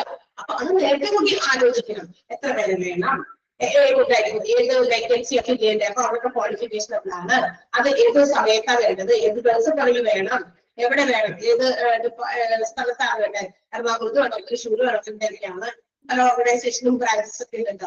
അപ്പൊ അതുകൊണ്ട് അങ്ങനെ എവിടെ വേണം, ഓൾ ദീസ് തിങ്സ് ഇതെല്ലാം തന്നെ എന്താണ് എടുക്കുമ്പോൾ ഇതിനെ കുറിച്ചൊക്കെ നേരത്തെ കൂട്ടി പ്ലാൻ ചെയ്യാം. ആ പ്ലാൻ ചെയ്യുമ്പോൾ മറ്റൊരു കാര്യം എന്ന് പറഞ്ഞാൽ ലോങ് റേഞ്ച് ബെനഫിറ്റ് കൂടി അവർ ലക്ഷ്യം വെക്കുന്നുണ്ട്. എന്ന് വെച്ചാൽ എന്താ, ഒരു വലിയ തോതിലുള്ള ഒരു ബെനഫിറ്റ് നേട്ടത്തിന് വേണ്ടിയിട്ടായിരിക്കണം ഈ പറയുന്ന റിക്രൂട്ട്മെന്റുകൾ നടത്താൻ. അപ്പൊ അതിനെ കുറിച്ച് പ്ലാൻ ചെയ്യുക എന്നുള്ളതാണ് ഹ്യൂമൻ റിസോഴ്സ് പ്ലാനിങ് എന്ന് പറയുന്നത് കേട്ടോ. പ്ലാനിങ് എന്ന് പറഞ്ഞാൽ മുൻകൂട്ടി നമ്മൾ ഡിസൈഡ് ചെയ്യുക, അതാണ്. ക്ലിയർ ആയോ? എന്താണ് ഹ്യൂമൻ റിസോഴ്സ് പ്ലാനിങ്? ഒരു പാരഗ്രാഫ് മനസ്സിലായോ? ഒന്ന് വായിച്ചു നോക്കാമോ? അവരൊരു പാരഗ്രാഫ് നിങ്ങളോട് വായിച്ചു തന്നിട്ട് ഞാൻ അത് പ്ലാൻ ചെയ്യാൻ പറയുന്നു.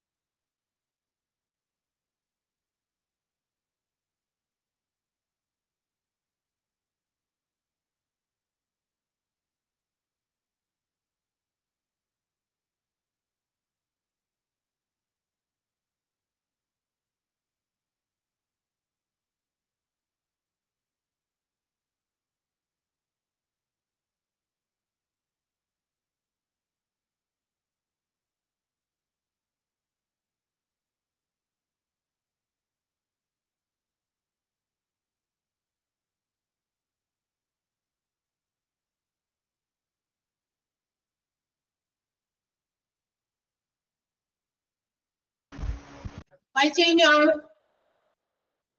അണ്ടർലൈൻ ചെയ്യാമോ? ഓക്കെ. ആദ്യത്തെ സെന്റൻസ് അണ്ടർലൈൻ ചെയ്യുക. The most valuable asset of an organization is human resource. അത് മാത്രം അത് അണ്ടർലൈൻ ചെയ്യുക. Next one, human resource or manpower planning is the process in which a management determines how an organization should move from its current manpower position to its desired manpower position. അത് underline ചെയ്യുക.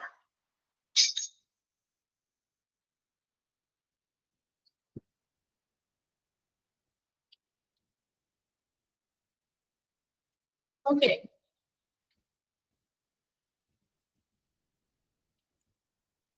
രണ്ട് sentence ആണ് underline ചെയ്യേണ്ടത്. അടുത്തത് process of human resource planning. ഇനി നമ്മുടെ human resource planning എങ്ങനെയാണ് ചെയ്യേണ്ടത്, അതിന്റെ പ്രക്രിയകൾ ഒരു ഇങ്ങനെ സ്റ്റെപ്പ് ബൈ സ്റ്റെപ്പ് ആയിട്ട് കൊടുക്കുന്നത്. ഫസ്റ്റ് സ്റ്റെപ്പില് ഹ്യൂമൻ റിസോഴ്സിനെ കുറിച്ച് നമുക്ക് പ്ലാൻ ചെയ്യാൻ പറ്റില്ല. It's A multi step process. അതെന്ന് പറയുന്നത് കുറെ സ്റ്റെപ്പുകൾ അടങ്ങിയ ഒരു പ്രോസസ്സാണ്. പ്രക്രിയകൾക്ക് ചെയ്യാൻ പറ്റുന്ന കാര്യമല്ല ഹ്യൂമൻ റിസോഴ്സ് പ്ലാനിങ്. അപ്പൊ എന്താണ് സ്റ്റെപ്പ് ബൈ സ്റ്റെപ്പ് പ്രൊസീജിയേഴ്സ് നമുക്ക് നോക്കാം. First of all, to decide goals or aims. ആദ്യം തന്നെ ചെയ്യേണ്ടത് എന്താണെന്ന് അറിയാമോ? ഗോൾ, എയിം സെറ്റ് ചെയ്യുക എന്നുള്ളതാണ്. അതായത് നമ്മുടെ ഓർഗനൈസേഷനിലേക്ക് പുതിയ ഹ്യൂമൻ റിസോഴ്സുകളെ കൊണ്ടുവരാൻ ആഗ്രഹിക്കുന്നുണ്ടെങ്കിൽ അതിന്റെ ആവശ്യം അറിയണം. ഏത് പൊസിഷനിലേക്കാണ്, എത്രത്തോളം ആ ഒരു എംപ്ലോയിനെ നമുക്ക് ഇവിടെ ആവശ്യമുണ്ട്, ഒരു മാൻ പവറിന് അല്ലെങ്കിൽ ഒരു എംപ്ലോയിനെ നമുക്ക് എത്രത്തോളം ആവശ്യമുണ്ട്, ഏത് ടൈപ്പ് ഓഫ് എന്ത് എബിലിറ്റി ഉള്ളവരെയാ വേണ്ടത്, അതായത് നമ്മളുടെ വേക്കൻസി എവിടെയാണ്, അതിന് മാച്ച് ചെയ്യുന്ന ഒരാളെയാണ് വേണ്ടത് അല്ലെ. അപ്പൊ അതിന്റെ കാര്യങ്ങളൊക്കെ നേരത്തെ കൂട്ടി തീരുമാനിക്കണം. അപ്പൊ അങ്ങനെ തീരുമാനിക്കുമ്പോൾ not only they have to consider the present conditions and also they have to consider the future requirements. അങ്ങനെ തീരുമാനിക്കുമ്പോൾ ഇപ്പോഴത്തെ കാര്യം മാത്രം കണക്കിലെടുത്തിട്ട് പുതിയ ആൾക്കാരെ നിയമിക്കാനായിട്ട് നോക്കരുത്. ഭാവിയിൽ നമ്മൾ ഇനി എന്തെങ്കിലും മാറ്റങ്ങൾ കൊണ്ടുവരാൻ ആഗ്രഹിക്കുന്നുണ്ടെങ്കിൽ ആ മാറ്റങ്ങൾക്ക് കൂടി നമുക്ക് ഉപയോഗിക്കാവുന്ന ഹ്യൂമൻ റിസോഴ്സുകളെ കണ്ടെത്തണം. അതാണ് പറഞ്ഞിരിക്കുന്നത്. അപ്പൊ എംപ്ലോയീസിന്റെ റിക്വയർമെന്റ് അറിയണം. എത്രത്തോളം ആവശ്യമുള്ള ആളുകളെയാണ് നമുക്ക് വേണ്ടത്, അത് എത്ര വേണം, എവിടെയായിരിക്കണം, എന്ത് മാച്ചിങ് ആയിട്ടുള്ള ജോലിയാണ് കൊടുക്കാൻ പോകുന്നത്, അത് ഇപ്പോഴത്തെ കാര്യം മാത്രം നോക്കിയാൽ മതിയോ, ഭാവിയിലും അവരെ ഉപയോഗപ്പെടുത്താൻ പറ്റുന്ന രീതിയിലാണോ നമുക്ക് എംപ്ലോയീസ് നോക്കേണ്ടത്. ഇതാണ് എയിം സെറ്റ് ചെയ്യണമെങ്കിൽ ഗോൾ സെറ്റ് ചെയ്യാൻ പറ്റുന്നത്. അപ്പൊ ആദ്യമേ തന്നെ നമുക്കൊരു ഗോൾ ആണ് സെറ്റ് ചെയ്യേണ്ടത്. എത്ര എംപ്ലോയീസിനെ വേണം, എംപ്ലോയി റിക്വയർമെന്റ് എങ്ങനെയാണ് എന്നുള്ള കാര്യമാണ്. അതാണ് ഫസ്റ്റ് സ്റ്റെപ്പ്. മനസ്സിലായ? ഫസ്റ്റ് സ്റ്റെപ്പ് ആദ്യത്തെ സ്റ്റെപ്പ് മനസ്സിലായ? To decide goals or aims. നേരത്തെ പറഞ്ഞതുപോലെ എന്താ പറയാ, ഇതിനകത്ത് ഈ ഒരു ഭാഗം മാത്രം കേട്ടോ അണ്ടർലൈൻ ചെയ്താൽ മതി. ആ ഭാഗം, അതായത് ഹ്യൂമൻ റിസോഴ്സ് പ്ലാനിങ്ങിന്റെ പ്രോസസ് എന്ന് പറഞ്ഞിട്ട് ആ ഒന്നാമത്തെ പോയിന്റിന്റെ എക്സ്പ്ലനേഷൻ വേണ്ടാന്ന് ഉദ്ദേശിക്കുന്നത്. ആ പോയിന്റ് മാത്രം. To decide goals or aims. Clear ആയത്? എന്താണ് പ്ലാൻ ചെയ്യുമ്പോൾ ഇപ്പോഴത്തെ കറന്റ് നീഡ്സ് മാത്രം നോക്കിയിട്ടല്ല പുതിയ ആൾക്കാരെ ഹ്യൂമൻ റിസോഴ്സുകളെ നമ്മൾ എടുക്കേണ്ടത്. ഫ്യൂച്ചർ നീഡ്സ് കൂടി അറേഞ്ച്മെന്റ് കൂടി കണക്കിലെടുത്തിട്ട് വേണം. എന്നിട്ട് വേണം ഫിറ്റിംഗ് ആയിട്ടുള്ള മാച്ചിങ് ആയിട്ടുള്ള എംപ്ലോയീസിനെ തെരഞ്ഞെടുക്കാൻ. അതാണ് ഫസ്റ്റ് സ്റ്റെപ്പ് എന്ന് പറയുന്നത്. ഓക്കെ, മനസ്സിലായില്ലേ? അടുത്തേക്ക് പോകട്ടെ. രണ്ടാമത്തെ സ്റ്റെപ്പ് പറയട്ടെ. സെക്കൻഡ് സ്റ്റെപ്പ് എന്ന് പറയുന്നത് to estimate future organisational structure and manpower needs. പിന്നെ എന്ത് ചെയ്യണം? അടുത്ത നമ്മൾ കൺസിഡർ ചെയ്യേണ്ട സ്റ്റെപ്പ് എന്ന് പറയുന്നത് ഫ്യൂച്ചർ ഓർഗനൈസേഷണൽ സ്ട്രക്ചർ. നമ്മുടെ ഭാവിയിൽ നമ്മുടെ ഓർഗനൈസേഷണൽ സ്ട്രക്ചറിൽ നമ്മൾ എന്തെങ്കിലും മാറ്റങ്ങൾ വരുത്താൻ പോകുന്നുണ്ടോ, ഇനി അങ്ങനെ ഉണ്ടെങ്കിൽ അതിന് എന്തോരം മാൻ പവറുകൾ വേണം, അത് എസ്റ്റിമേറ്റ് ചെയ്യാം. അതിനൊരു ഇവാലുവേഷൻ നടത്തുക. ഇപ്പൊ ഭാവിയിൽ നമ്മൾ ഇന്ന ഡെവലപ്മെന്റ് നമ്മുടെ ഓർഗനൈസേഷനിൽ കൊണ്ടുവരുന്നത്. അപ്പൊ നമുക്ക് ഇപ്പോ എംപ്ലോയീസിന് ആവശ്യമുണ്ടെങ്കിൽ ആ നീഡ്സ് കൂടി, അല്ലെങ്കിൽ ആ ഒരു എന്താ പറയാ ഡെവലപ്ഡ് ആയിട്ടുള്ള സിറ്റുവേഷനിൽ നമുക്ക് ഉപയോഗിക്കാൻ പറ്റുന്ന എംപ്ലോയീസ്, മാൻ പവർ അങ്ങനെയുള്ളവരെ വേണം. അത് എത്രയാണ്, എങ്ങനെയൊക്കെയാണെന്ന് നേരത്തെ കൂടി എസ്റ്റിമേറ്റ് ചെയ്യുക. അതാണ് സെക്കൻഡ് എന്താ പറയാ സ്റ്റെപ്പ് എന്ന് പറയുന്നത്. മനസ്സിലായോ?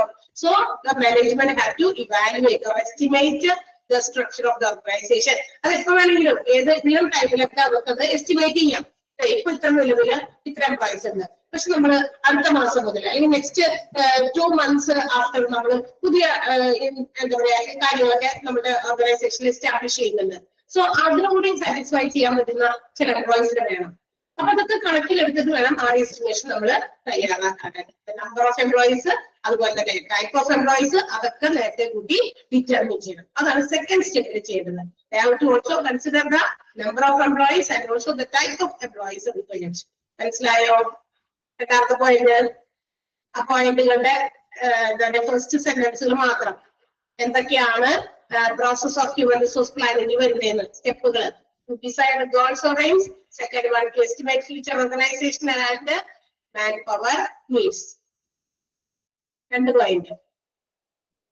അപ്പൊ ആദ്യത്തെ സ്റ്റെപ്പിൽ നമ്മൾ എയിം നോക്കി, ഗോൾ സെറ്റ് ചെയ്തു അല്ലെ, ഫ്യൂച്ചർ നീഡ്സ് പ്രസന്റ് നീഡ്സ് ഒക്കെ എന്താ പറയാ ചെയ്യാൻ പറ്റുന്ന അല്ലെങ്കിൽ അത്തരം ആവശ്യങ്ങളെ സാറ്റിസ്ഫൈ ചെയ്യാൻ പറ്റുന്ന മാച്ചിങ് ഫിറ്റിംഗ് എംപ്ലോയീസിനെ നമ്മൾ കണ്ടെത്തുക എന്നുള്ളതാണ് ആദ്യം തന്നെ നമ്മൾ എയിം ചെയ്യുന്നത്. അതിനുശേഷം നമ്മൾ അതിന് വേണ്ടിയിട്ട് നമ്മുടെ മാൻ പവർ നീഡ്സ്, ഓർഗനൈസേഷന്റെ ഫ്യൂച്ചർ എന്താ പറയാ എക്സ്പാൻഷനും അല്ലെങ്കിൽ ഫ്യൂച്ചർ സ്ട്രക്ചർ ഒക്കെ നോക്കി മാൻ പവർ നീഡ് എത്രയായിട്ടെന്ന് അതെല്ലാം വേണം എങ്ങനെയുള്ളവരാണെന്ന് എസ്റ്റിമേറ്റ് ചെയ്യാം. രണ്ട് സ്റ്റെപ്പ് കഴിഞ്ഞു. ക്ലിയർ ആയോ? രണ്ടാമത്തെ സ്റ്റെപ്പ് ഓരോ സ്റ്റെപ്പ് ബൈ സ്റ്റെപ്പ് പ്രോസസ്സാണ് ഹ്യൂമൻ റിസോഴ്സ് പ്ലാനിങ് വരുന്നത്. എല്ലാം കൂടി ഒരുമിച്ച് ചെയ്യാൻ പറ്റില്ല. ഇത് നേരത്തെ കൂടി പ്ലാൻ ചെയ്ത് എന്നിട്ട് പടിപടിയായിട്ട് ഓരോ കാര്യങ്ങളും ഇംപ്ലിമെന്റ് ചെയ്യും. And the third one, to audit human resources. അടുത്തത് എന്താ? ഓഡിറ്റിംഗ് ഹ്യൂമൻ റിസോഴ്സ് ആണ്. എന്തെങ്ങനെ ഹ്യൂമൻ റിസോഴ്സിനെ ഓഡിറ്റ് ചെയ്യുന്നത്? ഹ്യൂമൻ ഓഡിറ്റിംഗ് എന്ന് പറയുമ്പോൾ നമ്മൾ വിചാരിക്കും ഫിനാൻഷ്യൽ അക്കൗണ്ടുകളൊക്കെയാണ് ഓഡിറ്റ് ചെയ്യുന്നത് അല്ലെ, കണക്ക് പുസ്തകങ്ങളൊക്കെയാണ് ഓഡിറ്റിംഗ് നടത്തുക വർഷാവസാനം, ഓരോ വർഷത്തിന്റെ അവസാനം. പക്ഷേ ഹ്യൂമൻ റിസോഴ്സുകളെയും ഓഡിറ്റ് ചെയ്യണം. അതെന്ന് പറയുമ്പോൾ it's also important step in human resource planning. Human resource plan ചെയ്യുമ്പോൾ നമ്മൾ എന്ത് ചെയ്യണം? ഹ്യൂമൻ റിസോഴ്സ് ഓഡിറ്റ് ചെയ്യണം. എന്ന് വെച്ചാൽ present supply of human power അല്ലെങ്കിൽ മാൻ പവർ എത്രയുണ്ട് നോക്കാം. ഇപ്പൊ നമ്മുടെ ഓർഗനൈസേഷനിൽ എത്ര എംപ്ലോയീസ് ഉണ്ട് അല്ലെ, അല്ലെങ്കിൽ ഇനി നമുക്ക് എത്ര നമുക്ക് ചെയ്യണം. ഇങ്ങനെ സ്റ്റോക്ക് എടുക്കലാണ്. സ്റ്റോക്ക് നോക്കുക, അതാണ് ഇവിടെ ഓർത്തിക്കുന്നത് ഉദ്ദേശിക്കുന്നത്. എംപ്ലോയീസ് ഇപ്പൊ നമുക്ക് നമ്മുടെ ഫ്യൂച്ചർ റിക്വയർമെന്റ്സ് കൂടി സാധ്യമാക്കാവുന്ന രീതിയിലുള്ള എംപ്ലോയീസ് ഉണ്ടോ, അതിന്റെ എണ്ണം, അങ്ങനെയുള്ള കാര്യം. എണ്ണം മാത്രമല്ല അതിന്റെ സ്കിൽ എബിലിറ്റി ഇതെല്ലാം നോക്കുന്നു. ഇവിടെയാണ് ഇത് നടത്തുന്നത്. എന്ത് രീതിയിലാണെന്ന് അറിയാമോ? സ്കിൽസ് ഇൻവെന്ററി നോക്കിയിട്ടാണ്. Skills inventory. സ്കിൽ ഇൻവെന്ററി എന്ന് പറഞ്ഞു കഴിഞ്ഞാൽ ഒരു ടൂളാണ്, മാനേജ്മെന്റ് ഭാഗത്തു നിന്നുള്ള ഒരു ടൂളാണ് to identify the skill and abilities of the present employees. എംപ്ലോയീസിന്റെ സ്കില്ല്, കഴിവുകൾ അല്ലെങ്കിൽ എബിലിറ്റീസ്, കേപ്പബിലിറ്റീസ് ഒക്കെ നോക്കുന്ന ഒരു ടൂൾ, ഒരു ഡിവൈസ്, ഒരു ഉപാധി. അതെയാണ് നമ്മൾ സ്കിൽസ് ഇൻവെന്ററി എന്ന് വിളിക്കുക. ഈ സ്കിൽസ് ഇൻവെന്ററി നോക്കിയിട്ടാണ് എന്ത് ചെയ്യുന്നത്? നമ്മുടെ എംപ്ലോയീസിന്റെ ആ ഒരു supply of man power resources ഇതിൽ കണ്ടുപിടിക്കുക. അതാണ് ഓഡിറ്റിംഗ് എന്ന് ഉദ്ദേശിക്കുന്നത്. ആ സ്കിൽസ് ഇൻവെന്ററി എന്ന് പറയുമ്പോൾ അതിനകത്ത് എംപ്ലോയീസിന്റെ സ്കിൽസ്, എബിലിറ്റീസ്, അവരെന്താണ് പ്രിഫർ ചെയ്യുന്നത്. ചിലപ്പോൾ ചില ആൾക്കാർക്ക് സാലറിയിലൊക്കെ എന്തുണ്ടാവും, അവർക്ക് ഡിമാൻഡ് ഉണ്ടായിരിക്കും, ഡിമാൻഡ് പ്രിഫർ ചെയ്യും അവര്. ഓക്കെ, അത് പിന്നെ മറ്റ് ഇൻഫോർമേഷൻസ്, ആ എംപ്ലോയിയുടെ ഓവറോൾ വാല്യൂ. ഇപ്പൊ നമ്മൾ ഓരോ എംപ്ലോയീസും ആ ഓർഗനൈസേഷനെ എത്രത്തോളം മൂല്യമുള്ളവരാണ്, ഇതൊക്കെ നോക്കിയിട്ടാണ് സ്കിൽസ് ഇൻവെന്ററി എന്ന് പറയുന്നത്. മനസ്സിലായി? ഇപ്പൊ ചില എംപ്ലോയീസ് ഓർഗനൈസേഷന് വളരെ വലിയൊരു അസറ്റാണ്. എന്ന് വെച്ചാൽ അവരെ വിട്ട് കളയാൻ യാതൊരു രീതിയിലും പറ്റാത്ത രീതിയിൽ.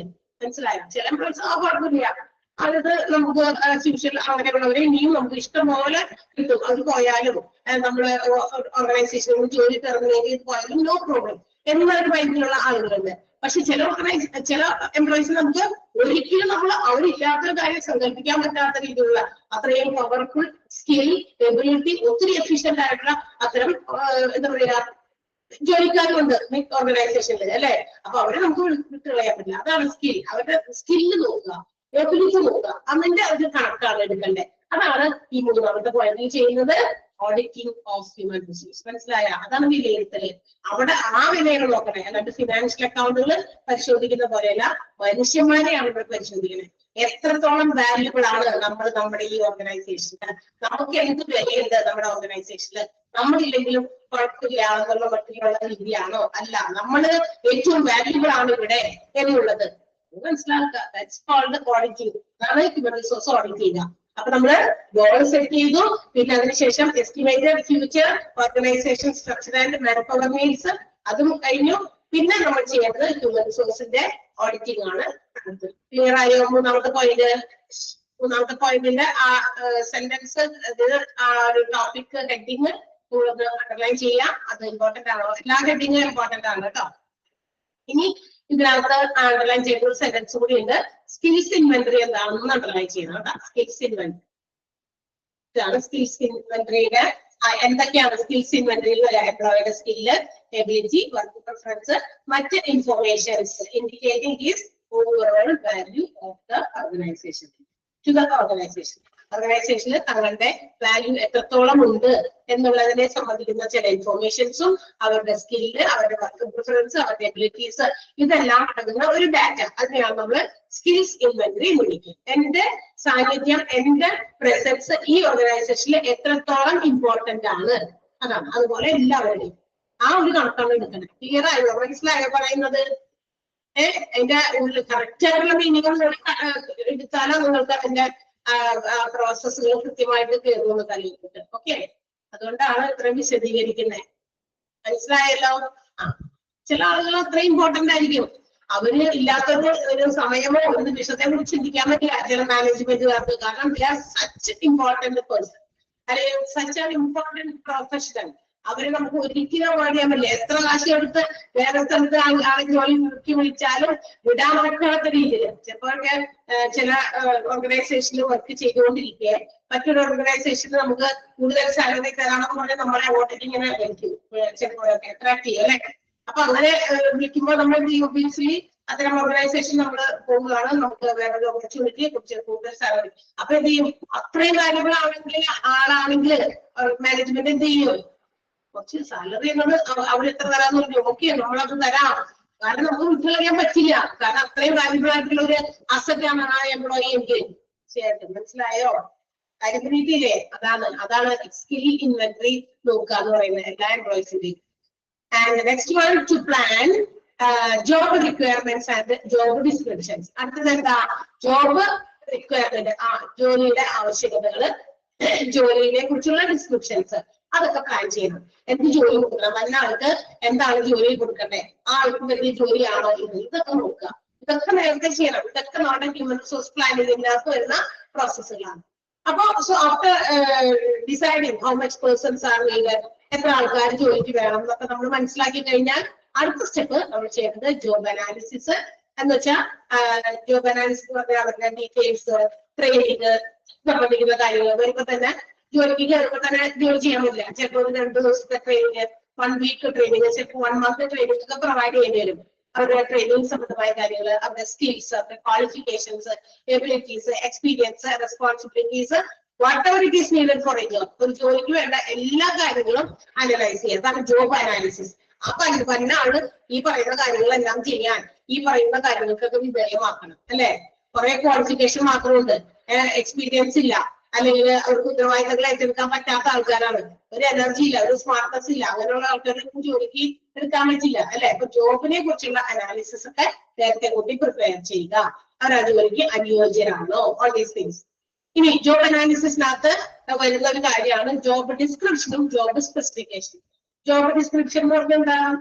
ആ ജോലിയെ കുറിച്ച് വിശദമായിട്ട് പറഞ്ഞു കൊടുക്കാം. ഇന്നതൊക്കെയാണ് ജോലി, എപ്പോ തുടങ്ങിയപ്പോ അവര് ജോലി ചെയ്യണം, ജോലിയുടെ ആ ഒരു നേച്ചർ എന്താണ്, ആ ജോലിയിൽ എന്തൊക്കെ പ്രധാനപ്പെട്ട കാര്യങ്ങളുണ്ട്, അതൊക്കെ ഡിസ്ക്രൈബ് ചെയ്തിട്ടുണ്ട്. അതാണ് ജോബ് ഡിസ്ക്രിപ്ഷൻ.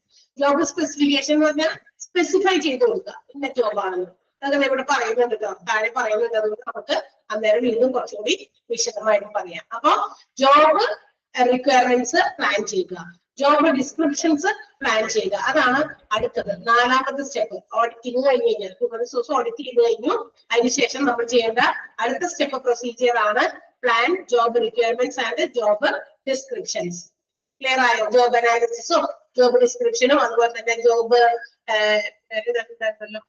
അതെ ജോബ് സ്പെസിഫിക്കേഷൻ ഒക്കെ താഴെ ഓരോന്നായിട്ട് വിശദമായിട്ട് പറയുന്നുണ്ട്. അന്നേരം പറയാം. ക്ലിയർ ആയോ ഈ 4ാമത്തെ പോയിന്റ്? അതിന്റെ അടുത്ത് വന്ന ചില വാക്കുകൾ ഇവിടെ താഴെ വേറെ എക്സ്പ്ലെയിൻ ചെയ്യുന്നുണ്ട് എന്നാണ് ഞാൻ പറഞ്ഞത്. മനസ്സിലായോ? അപ്പൊ അതൊന്ന് അണ്ടർലൈൻ ചെയ്യാം. ഏതാണ് പോയിന്റ് മാത്രം അണ്ടർലൈൻ ചെയ്യാറുള്ളൂ, അതിന്റെ ബാക്കി അണ്ടർലൈൻ ചെയ്തത് താഴെയാണ്. ഇത് ഒരു സെന്റൻസ് കണ്ടിട്ട് അണ്ടർലൈൻ ചെയ്യാം. Job analysis includes the preparation of job descriptions and job specifications. ആ സെന്റൻസ് അണ്ടർലൈൻ ചെയ്തിട്ടുണ്ട്. Job analysis includes the preparation of job descriptions and job specifications.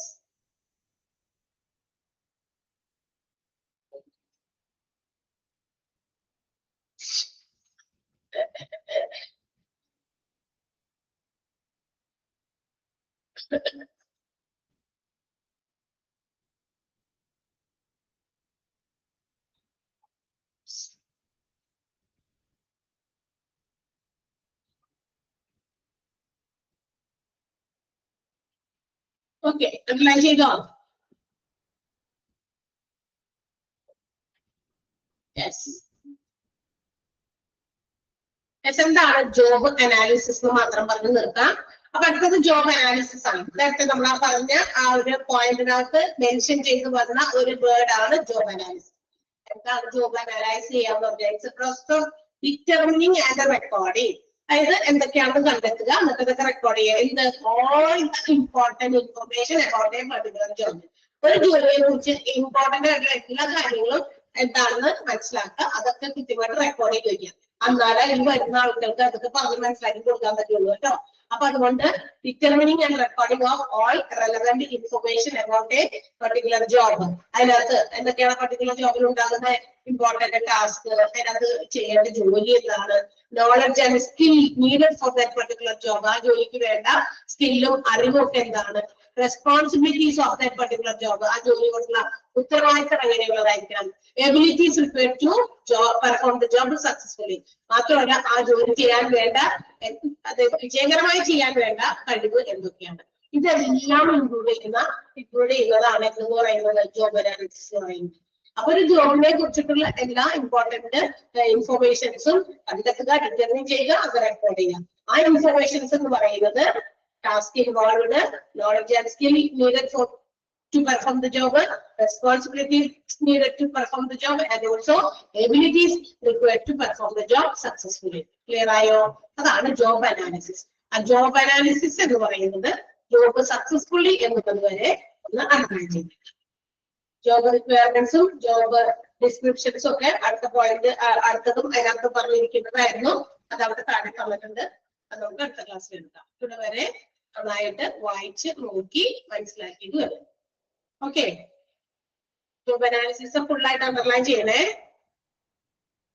Okay, so see you. നാളെ ഉണ്ടല്ലേ, നാളെ ഇല്ല നമുക്ക് ക്ലാസ് തന്നെ, നാളെ ബാക്കിയുണ്ട്. ഓക്കെ, അപ്പൊ ഒരു കണ്ടിന്യൂഷൻ പോകില്ല, നാളെ കൂടി ഉള്ളത്. അടുത്തടുത്ത ദിവസം ആകുമ്പോൾ നമുക്കത് പെട്ടെന്ന് എന്താ പറയാ കുറച്ചുകൂടി സ്പീഡിൽ പോകാൻ പറ്റും. അല്ലെങ്കിൽ നിങ്ങളിങ്ങനെ അവിടുന്ന് ഇങ്ങനെ ഞാൻ പിടിച്ചു കൊണ്ടുവരേണ്ടി വരും അല്ലെ. കുറെ ദിവസം വൈകി അന്നൊക്കെ എനിക്ക് ഒരു ക്ലാസ്സിലുണ്ടായിരുന്നു. പിന്നീട് സർവീസിൽ പോയപ്പോൾ ഒരു ക്ലാസ് കൂടി ആഡ് ചെയ്തോണ്ട് അപ്പൊ നമുക്ക് കുറച്ചുകൂടി സൗകര്യമായി, അധികം ലാഗ് ആവാത്ത പോലെ തോന്നി. അല്ലെങ്കിൽ കുറെ ദിവസം കഴിയുമ്പോൾ. Okay, so see you. കാണാം അടുത്ത ദിവസം. Thank you. ബൈ. Okay.